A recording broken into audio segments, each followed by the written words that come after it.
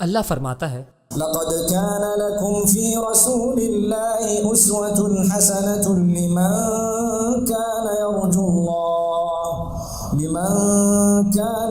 الله واليوم الآخر وذكر الله كثيرا۔ یقیناً آپ کے لیے محمد صلی اللہ علیہ وسلم کی زندگی اور خود محمد صلی اللہ علیہ وسلم جو کہ پیغمبر ہیں عمل کرنے کے لیے بہت بہترین مثال ہے۔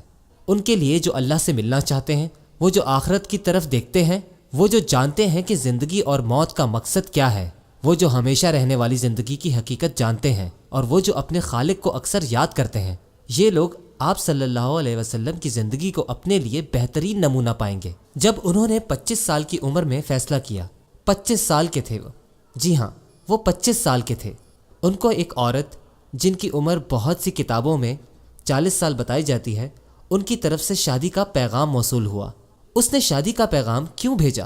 اچھا سوال ہے، کیونکہ اس نے ایک ایماندار کھرے انسان کو دیکھا جو بہت محنتی تھا، اور وہ ایمان والا اعتبار کے قابل تھا۔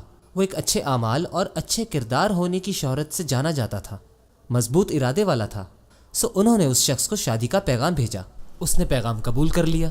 کیوں قبول کر لیا؟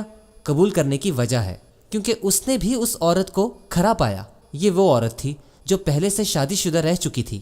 آج ہم اس عورت سے دور بھاگتے ہیں جو پہلے سے شادی شدہ رہ چکی ہو سکتا ہے وہ اس عورت سے بہتر ہو جس عورت کی ابھی تک شادی نہیں ہوئی۔